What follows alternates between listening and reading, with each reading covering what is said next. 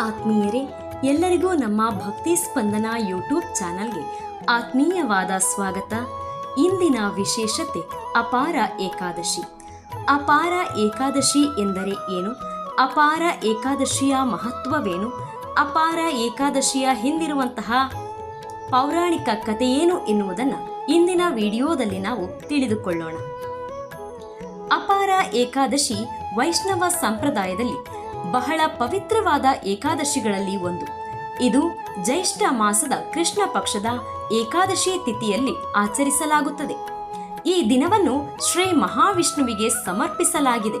ಅಪಾರ ಎಂದರೆ ಅಪಾರವಾದ ಪುಣ್ಯ ಎಂಬ ಅರ್ಥವಿದೆ. ಈ ವ್ರತವನ್ನ ಭಕ್ತಿಯಿಂದ ಆಚರಿಸಿದರೆ ಅನಂತ ಪುಣ್ಯ ದೊರೆಯುತ್ತದೆ ಎಂದು ಪುರಾಣಗಳಲ್ಲಿ ಹೇಳಲಾಗಿದೆ. ಅಪಾರ ಏಕಾದಶಿಯ ಪುರಾಣದ ಕತೆ ಈ ರೀತಿಯಾಗಿದೆ.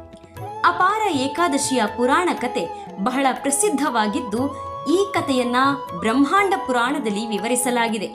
ಭಗವಾನ್ ಶ್ರೀಕೃಷ್ಣನು ಧರ್ಮರಾಜ ಯುಧಿಷ್ಠಿರನಿಗೆ ಈ ಏಕಾದಶಿಯ ಮಹಿಮೆಯನ್ನು ಈ ರೀತಿಯಾಗಿ ವಿವರಿಸುತ್ತಾನೆ. ಒಂದು ಕಾಲದಲ್ಲಿ ಮಹಿಧ್ವಜ ಎಂಬ ಧರ್ಮಾತ್ಮ ರಾಜನಿದ್ದನು. ಅವನು ಸತ್ಯವಂತ, ದಯಾಳು ಮತ್ತು ವಿಷ್ಣುವಿನ ಭಕ್ತನಾಗಿದ್ದನು. ಅವನ ತಮ್ಮನ ಹೆಸರು ವಜ್ರಧ್ವಜ.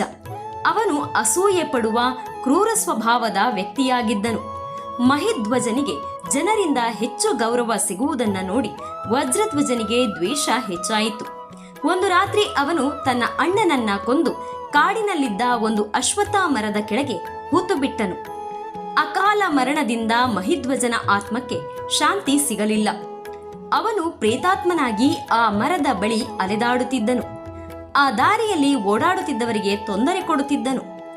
ಒಂದು ದಿನ ಧೌಮ್ಯ ಮುನಿಗಳು ಆ ಕಾಡಿನಲ್ಲಿ ಹಾದು ಹೋಗುತ್ತಿದ್ದಾಗ ಪ್ರೇತಾತ್ಮದ ಕಷ್ಟವನ್ನ ಅರಿತುಕೊಂಡರು.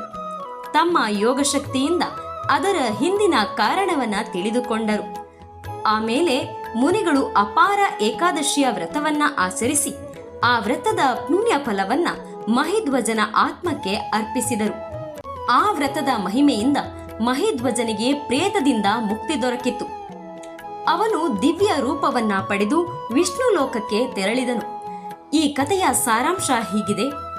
ಏಕಾದಶಿಯ ವ್ರತದ ಮಹಿಮೆ ಅಪಾರವಾಗಿದೆ. ಭಕ್ತಿ ಮತ್ತು ಸತ್ಪ್ರವೃತ್ತಿ ಆತ್ಮಕ್ಕೆ ಶಾಂತಿ ತರುತ್ತವೆ. ಮಾಡಿದ ಪಾಪಗಳಿಗೆ ಪಶ್ಚಾತ್ತಾಪ ಮತ್ತು ಭಕ್ತಿ ಮೂಲಕ ವಿಮೋಚನೆ ಸಾಧ್ಯ ಎಂದು ಈ ಕತೆ ತಿಳಿಸುತ್ತದೆ. ಅಪಾರ ಏಕಾದಶಿಯ ಮಹತ್ವ ಹೀಗಿದೆ. ಪಾಪ ನಿವಾರಣೆ ಮತ್ತು ಆತ್ಮಶುದ್ಧಿಗೆ ಈ ವ್ರತ ಅತ್ಯಂತ ಶುಭಕರ ಎಂದು ನಂಬಲಾಗಿದೆ. ಈ ಏಕಾದಶಿ ವ್ರತವನ್ನ ಆಚರಿಸುವುದರಿಂದ ಶ್ರೀ ವಿಷ್ಣುವಿನ ಕೃಪೆ ದೊರೆಯುತ್ತದೆ. ಜೀವನದಲ್ಲಿ ಶಾಂತಿ, ಸಮೃದ್ಧಿ ಮತ್ತು ಸತ್ಕಾರ್ಯಗಳ ಫಲ ಸಿಗುತ್ತದೆ ಎಂದು ಭಕ್ತರು ನಂಬುತ್ತಾರೆ. ಬ್ರಹ್ಮಹತ್ಯೆ, ಸುಳ್ಳು ಸಾಕ್ಷಿ, ಗುರುನಿಂದನೆ, ಧರ್ಮತ್ಯಾಗ, ವಂಚನೆ, ಮೋಸ ಮುಂತಾದ ಮಹಾಪಾಪಗಳಿಗೂ ಕ್ಷಮೆ ದೊರೆಯುತ್ತದೆ ಎಂದು ಪದ್ಮ ಪುರಾಣದಲ್ಲಿ ಉಲ್ಲೇಖಿಸಲಾಗಿದೆ.